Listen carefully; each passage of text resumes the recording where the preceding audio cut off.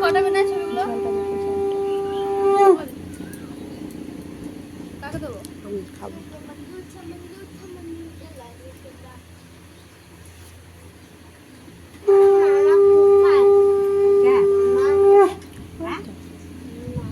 ভাত খেতে গেছে, খেয়ে নাও, নিয়ে যাও, একটু ঘুমিয়ে নেবে।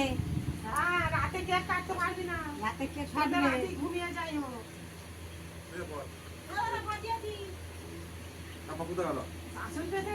এইদিকে